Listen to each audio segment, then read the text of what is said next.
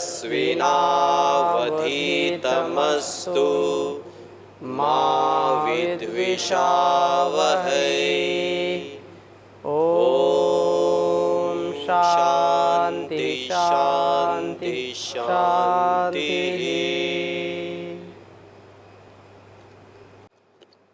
उपनिषद स्वाध्याय उपनिषद सार के रूप में हम इसको पढ़ रहे हैं और उपनिषदों में सबसे पहला जो उपनिषद ईशोपनिषद, उसके हमने 2 मंत्र अच्छी प्रकार से पढ़ लिए हैं। एक बार वाचन करेंगे। आज हम तीसरे मंत्र का फिर स्वाध्याय करेंगे। ओम ईशावास्यमिदं सर्वं यत्किंच जगत्यां जगत् तेन त्यक्तेन भुञ्जीथा मा गृधा कस्य स्विद्धनं कुर्वन्निवेह कर्माणि जिजीविषेशतं समाः एवं त्वयि नान्यथेतोऽस्ति ना कर्म लिप्यते नरे। 2 मंत्रों को हमने पढ़ा और आज तीसरा मंत्र पढ़ेंगे। तीसरे मंत्र का विशेष स्वाध्याय, क्योंकि 90 से 99% लोग इसी कुंठा में रहते हैं कि क्या हम करें क्या ना करें, और जो करते हैं वो आत्म विमुख कार्य करते हैं। अधिकांश स्वार्थ के वशीभूत होकर के, राग के वशीभूत होकर के, द्वेष के वशीभूत होकर के, और दोनों प्रकार से। जैसे जीवन को सतपथ पर, सुपथ पर हमको चलाना चाहिए, अधिकांश लोग कुपथ पर चले जाते हैं, कुमार्गी हो जाते हैं कुमार्ग में, और उनको लगता है कि नहीं ये तो बहुत अच्छा मार्ग है। हम जो सुमार्ग है उस सुमार्ग में सदा आगे बढ़ते जाएं, और उसके लिए आवश्यक है कि आत्मानुकूल आचरण करें। बहुत सुंदर वेद मंत्र है ईशोपनिषद का तीसरा मंत्र। मैं पहले लिख देता हूँ इसको, फिर आपके समक्ष इसकी चर्चा करता हूँ।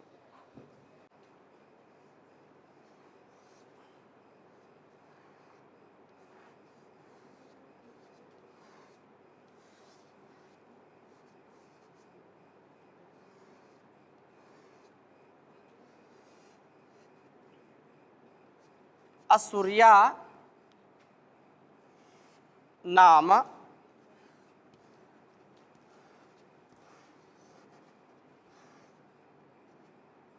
ते लोका।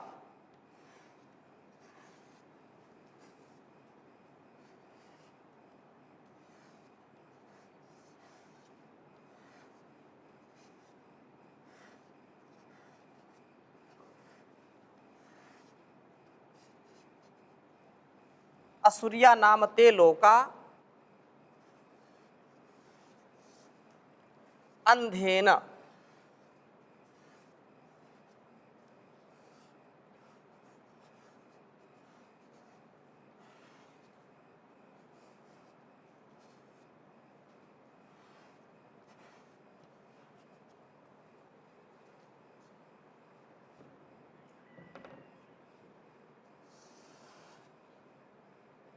अंधेन तमसावृता।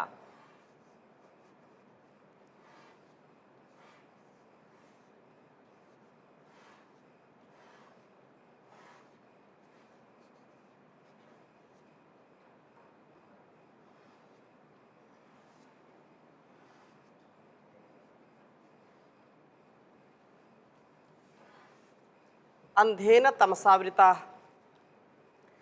तांस्ते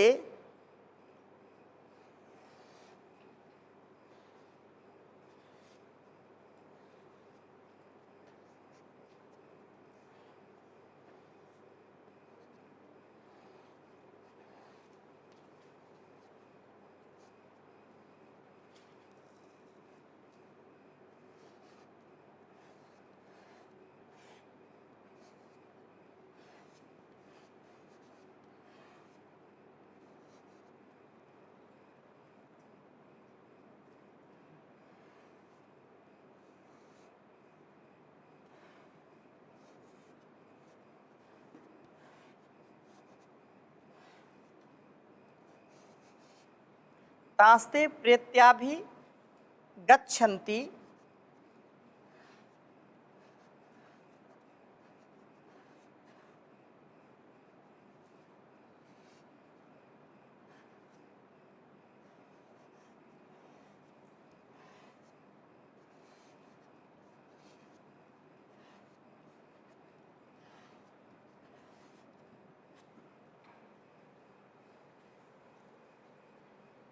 ये के च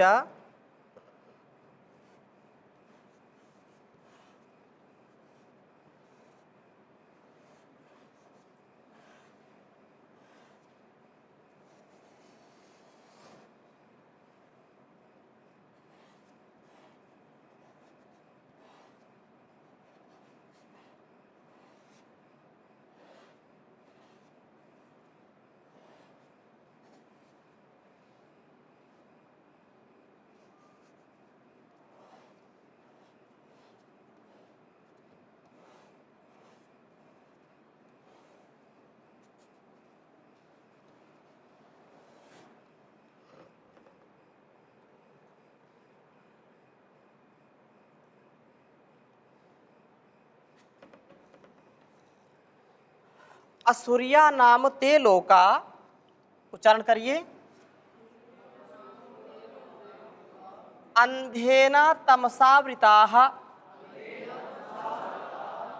तास्ते प्रेत्याभिगच्छन्ति ये के, एक बीच में रह गया, ये के चात्महनो जनाः, बीच में आप लिख दीजिए के, ये के चात्महनो जनाः असुर्यानाम ते लोका अंधेन तमसावृताः तास्ते प्रेत्याभिगच्छन्ति ये के चात्महनो जनाः असुर्यानाम ते लोका अंधेन तमसावृताः तास्ते प्रेत्याभिगच्छन्ति ये के चात्महनो जनाः। बहुत सुंदर चर्चा है, विचार करेंगे। जनाः, ये के च आत्महनो जनाः, ठीक है, जन, जो जन होते हैं, लोग होते हैं। तो इस दृष्टि से इस वेद मंत्र में जो बात कही है, ये के चा आत्महनो जनाः, अब वेद मंत्र का जो अभिप्राय है उसको समझने का प्रयास करेंगे और अधिकांश जो हमारी गलतफहमी होती हैं, इस दृष्टि से हम अपने जीवन को यदि चलाते हैं तो निसंदेह हमारा जीवन बहुत ही सुंदर बन जाता है। परंतु यदि इस तथ्य को, इस सत्य को नहीं जानते हैं तो फिर हमारा जीवन हमारे ऊपर भार बन जाता है, जीने का आधार नहीं मिलता है। जैसा कहा है कि असुरिया नाम ते लोका अंधेन तमसावृताः तास्ते प्रेत्याभिगच्छन्ति, कहीं पर अपि मिलता है, प्रेत्याभि, कहीं प्रेत्यापि, अलग अलग स्थानों पर इसका कुछ शब्दों का, कुछ अक्षरों का अंतर मिल जाए तो उससे विचलित नहीं होना। ये के चात्महनो जनाः, जो लोग आत्महंता होते हैं, जो लोग आत्महनन करने वाले होते हैं, वे लोग मर करके आसुरी लोक को प्राप्त होते हैं, जो अंधकारमय है, अंधकारमय आसुरी लोक को प्राप्त होते हैं। इसका अभिप्राय ये हो गया।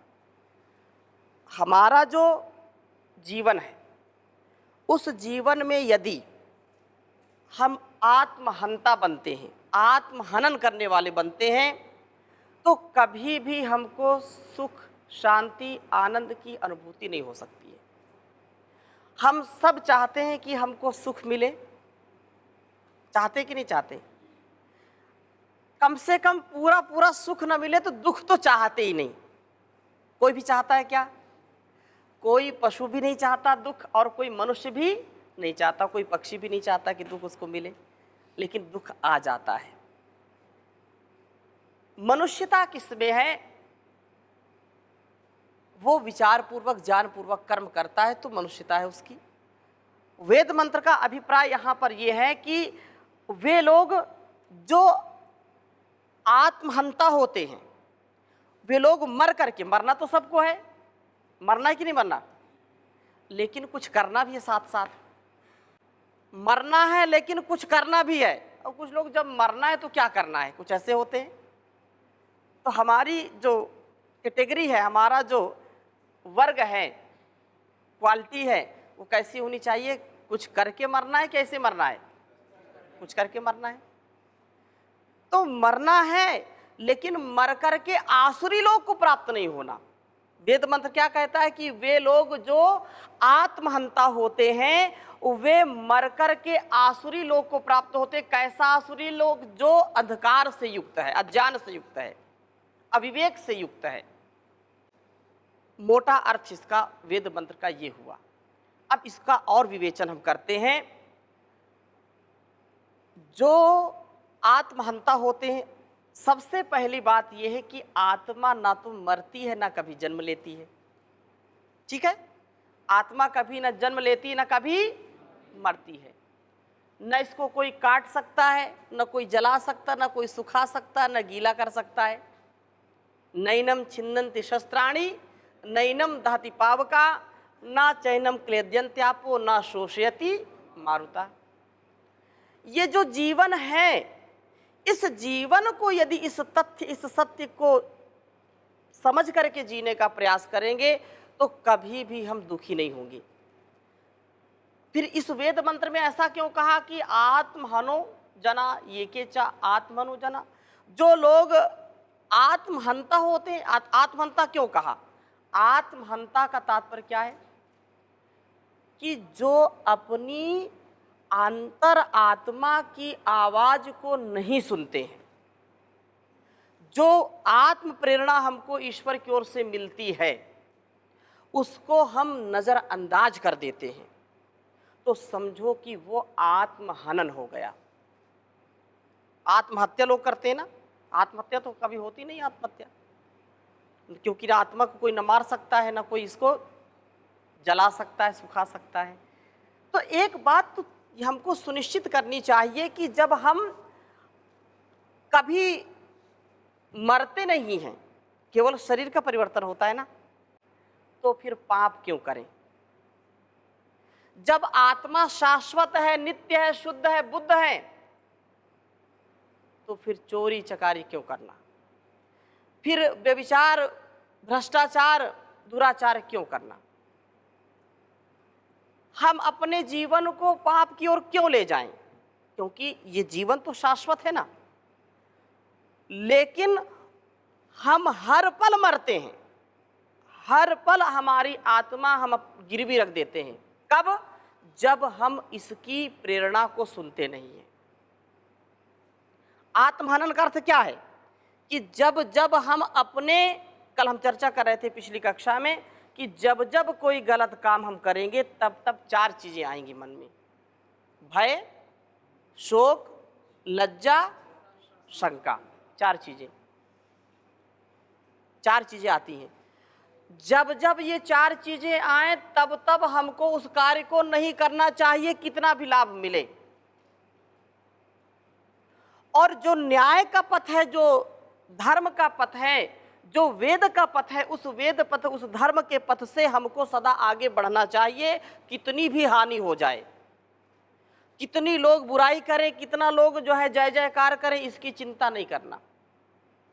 निंदन्तु नीति निपुणा यदि वास्तुवन्तु लक्ष्मी समाविशतु गच्छतु वा यथेष्टम अद्यैव वा मरणमस्तु युगांतरे वा न्यायात् पथा प्रविचलन्ति पदम न धीराः। जो न्याय का पथ है, जो सत्य का पथ है, जो धर्म का पथ है, जो भगवान का आदेश निर्देश उपदेश है, उस पथ से एक पल एक कदम अपने को पीछे नहीं रखना। यही आत्मवेत्ता का लक्षण है। और आत्महंता वे होते हैं जो छोटे से स्वार्थ में, छोटे से क्षणिक सुख में इसको गिरवी रख देते हैं, इसकी अंतर आत्मा की जो प्रेरणा है उसको सुनते नहीं। जब हम गलत कार्य करते हैं तो हमारे मन में शंका उत्पन्न होती है, डर उत्पन्न होता है, भय उत्पन्न होता है, अरे ये काम नहीं करना। फिर क्या है, अरे चलो एक बार कर लेते हैं, देखा जाएगा जो होगा। है सुबह से जागने से लेकर के सोने तक ये हमारी स्थिति रहती है। जागते समय भी क्या होता है, अरे सुबह हो गई जल्दी उठो, एक मिनट अरे थोड़ा सो लेने दो, कोई बात नहीं। आत्मा कह रही है कि नहीं अब उठना है, प्रभात हो गई है, योगाभ्यास करना, अरे अभी थोड़ा सा और 10 मिनट और। अलार्म चलाया, फिर बंद कर दिया, फिर थोड़ी देर बाद अलार्म बोला, फिर अरे अभी 10 मिनट का और समय है, फिर बंद कर दिया। ये क्या है, आत्महंता है। और जब बिल्कुल टाइम पूरा हो गया, अब कक्षा में पहुंचना है, अटेंडेंस लगेगी, और भागम भाग पेट भी साफ नहीं किए आ गए। अब पेट नहीं साफ किया तो फिर समस्या खड़ी है। एक छोटा सा आत्म जो प्रेरणा, आत्म प्रेरक जो तत्व है उसको हम नहीं मानते, उसको नजरअंदाज कर देते हैं, तो समझो कि हमारी मृत्यु हो गई। हम फिर दुख पाते हैं, दुख पाते कि नहीं पाते। आत्म प्रेरणा कहती कि हमको पुरुषार्थ करना, हमको सजग होकर के, सावधान होकर के जीवन को चलाना है। और दूसरे पलाता है, अरे कौन, जब कोई नहीं करता हम ही क्यों करें, जैसा देश वैसा भेष, जब कोई नहीं करे तो हम भी नहीं करेंगे। ये जो गलत फीडिंग है, गलत जो हमारे अंदर वायरस काम करते हैं, ये हमको आत्महंता बना देते हैं, आत्म विमुख कर देते हैं। हम जानते हैं जानबूझ नर करे ढिठाई, यही आत्महनन है, अन्यथा कोई इसको मार नहीं सकता आत्मा को। जब जब हम धर्म के विरुद्ध आचरण करते हैं, जब जब मर्यादा के विरुद्ध आचरण करते हैं, जब जब असंयम से युक्त होकर के कर्म करते हैं, एक प्रोटोकॉल होता है, सबका होता है कि नहीं प्रोटोकॉल, और जब जब हम प्रोटोकॉल तोड़ते हैं तब तब समझो कि आत्महनन कर दिया, आत्महत्या हमने कर ली अपनी। माता पिता गुरु के साथ कैसा व्यवहार करना, इसका प्रोटोकॉल है कि नहीं। पति पत्नी के व्यवहार आपसी कैसे होने चाहिए, इसका प्रोटोकॉल है कि नहीं। भाई बहन में कैसे संबंध होने चाहिए, प्रोटोकॉल है कि नहीं। समाज का जो ताना बाना है, इसका एक प्रोटोकॉल है कि नहीं। सभा में कैसे बैठना है, कक्षा में कैसे बैठना है, प्रोटोकॉल है कि नहीं। अब कोई यहाँ बोले कि नहीं स्वतंत्रता है सबको अभिव्यक्ति की, और कुछ भी लोग बोलने लगे, सभा में कुछ भी करने लगे। अब वहाँ सत्संग चल रहा है और वहाँ महाभारत शुरू हो जाए, लड़ाई झगड़ा शुरू हो जाए, तो ये भंग हो गया कि नहीं मामला। तो जब जब हम अपने आत्म विमुख होकर के आचरण करते हैं, तब तब समझो कि हमारी मृत्यु हो गई।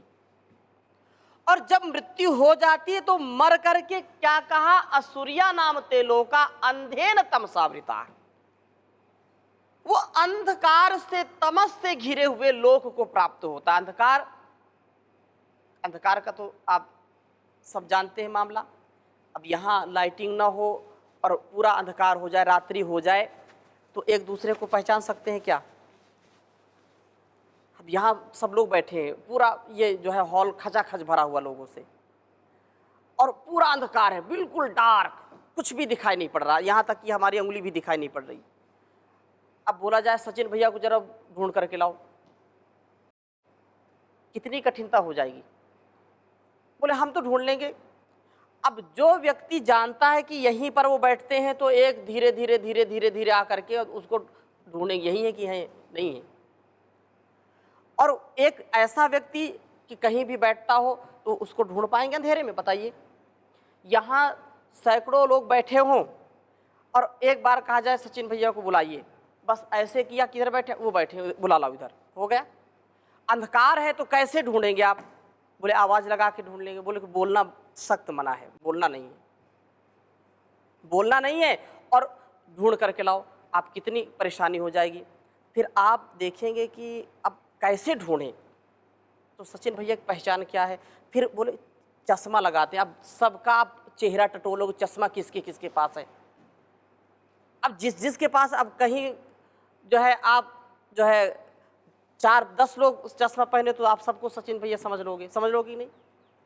फिर बोले नहीं नहीं, सिर जिनका थोड़ा सा चिकना है, फिर आप सबके सिर में हाथ फेरेंगे। ये एक उदाहरण मैं बता रहा हूं। कहने का आशय मेरा क्या है कि एक बार यदि आपने इस तथ्य को, इस सत्य को नहीं जाना तो अंधकार कितना खतरनाक है आप समझ लीजिए। उदाहरण से बात समझ में आ गई ना। पूरा दिन आप ढूंढ नहीं सकते इतने ही हॉल में, इतने ही कक्ष में व्यक्ति को ढूंढ लेंगे, बहुत ज्यादा हानि हो जाएगी इससे। ये अंधेन और तमस, जहां पर प्रमाद है, आलस्य है, प्रमादो मृत्यु। प्रमाद क्या है? मृत्यु के समान है। आलस्य मृत्यु के समान है। इसलिए इस बात को कहा है कि तमसा आवृता, तमस से और अंधकार से। कहा कि असुरिया, असुरिया का मतलब क्या है? जो आसुरी लोक हैं, जो असुसूरमन्ते इति असुरा। असुर क्या है? अब ये बात समझिए, असुर किसको कहते हैं? हमारे अंदर सुर भी है, हमारे अंदर असुर भी है, हमारे अंदर देवत्व भी, हमारे अंदर राक्षस भी है, दैत्य भी है। देव और दैत्य दोनों हैं। ऐसा वो तो एक बना देते हैं कि बड़ी बड़ी सींग हैं, बड़े बड़े दांत हैं, बड़े बड़े नाखून हैं। क्यों? क्योंकि पशुओं की तो सींग होते हैं ना। जो केवल अपने प्राण पोषण में लगे रहते हैं उनको असुर कहते हैं। किसको कहते हैं? अपने ही स्वार्थ में, अपने ही भोग में जो लगे रहते हैं वो असुर कहलाते हैं। वो सुर नहीं है, वो देवता नहीं हो सकते, वो लेवता हो सकते हैं। लाओ लाओ लाओ, जिधर से मिले उधर से लाओ, वो लेवता है, वो देवता नहीं। देवता कौन है? जो देता है, सदा दूसरों को देता रहता है। असुर वही है, कुछ भी हो जाए मेरा काम सिद्ध होना चाहिए, मेरा पेट भरना चाहिए, मैं अपने सुख सुविधाओं में कमी नहीं चाहता हूं, दूसरे लोग चाहे भूखे मरे। ये असुर है। और ऐसा करने वाला व्यक्ति कभी भी प्रसन्न नहीं रह सकता है। जो केवल अपने स्वार्थ में रहता है वो कभी प्रसन्न नहीं रह सकता है, कभी उसके अंदर उत्साह नहीं रह सकता है। वो बहुत कमजोर, बुज़दिल हो जाता है। भले ही दिखावे में बहुत ज्यादा वो दिखावा करे, हमेशा याद रखिए, जिसका आत्मबल बड़ा है उसके आगे संसार कभी खड़ा नहीं रह सकता, झुक जाता है। और जिसका आत्मबल नहीं बड़ा, दुनिया उसके सामने खड़ी है, वो तो कहीं भी वो धोखा खा सकता है। भोग में संसार है और व्यक्ति उसी में लाचार हो जाता है और फंस जाता है, भोगों में फंस जाता है। इसलिए कहा कि असुसूरमन्ते इति असुराः। असुर कौन है? जो केवल अपने ही स्वार्थ की बात करता है, अपने प्राण अर्पण में लगा रहता है, प्राण पोषण में लगा रहता है। लेकिन मनुष्यता क्या है? मैं गाय का उदाहरण दे रहा था कि सबसे ज्यादा यह बच्चे को चाहती है, लेकिन जब बच्चा बड़ा हो जाता है तो वही गाय जब चारा खाती है तो उसको खाने नहीं देती। बात समझ रहे हैं? वही गाय जब बछड़ा उसका बड़ा हो गया तो उसको रोटी दोगे तो खुद खा लेगी, उसको खिलाएगी नहीं कि बच्चे तुम खा लो। लेकिन मनुष्यता क्या है? माँ कितनी भी बूढ़ी हो जाए और बच्चा कितना बड़ा हो जाए, माँ कितनी भूखी रहे, लेकिन सामने रोटी आएगी तो पहले पूछेगी बेटा तुमने खाया कि नहीं खाया, खाया कि नहीं खाया। ये देवत्व है, ये देवत्व से युक्त होकर के, क्योंकि उसका बच्चा भूखा रहे और वो पेट भर ले, ये कभी मनुष्यता को स्वीकार्य नहीं है। हमेशा इस बात को याद रखना चाहिए कि आत्म अनुकूल आचरण करना है। आत्मा में जो उस परमात्मा की प्रेरणाएं उठती हैं उनका कभी अनादर नहीं करना, कितना भी लाभ हो उस काम से। अच्छा, कुछ लोग बोलते हैं कि क्या करें, हमारे आत्मा की पुकार है कि हम आज थोड़ा सा कुछ उल्टा सीधा करें। ये आत्मा, मन के विकार को आत्मा की पुकार समझ लेते हैं लोग, मन के विकार को आत्मा की पुकार समझ लेते हैं और इसलिए वो विकार उनको बीमार कर देते हैं। इससे हमको समझना है। आत्मनुकूल आचरण करना, यही जीवन का लक्ष्य है। और वेद मंत्र यही कहता है कि असुरिया आसुरी लोग, जो असुर हैं, जो दिव्य गुणों से शून्य हैं, जहाँ दिव्यता नहीं, जहाँ भव्यता नहीं, जहाँ पवित्रता नहीं है, जहाँ पर मानवता नहीं है, जहाँ पर परस्परता नहीं है, प्रेम नहीं, करुणा नहीं, जहाँ पर परोपकार, सदाचार, सेवा, सत्कार नहीं है, वही आसुरी लोग हैं, वही आसुरी लोग हैं। ऐसा कोई संसार में नहीं, घर में, हमारे जीवन में ये हो सकता है। इसलिए हमारे जीवन का ये कर्तव्य है, अपने जीवन को हम अच्छा बनाएं। तो आज के इस कक्षा को यहीं पर विराम देते हैं। ओम शांति शांति शांति।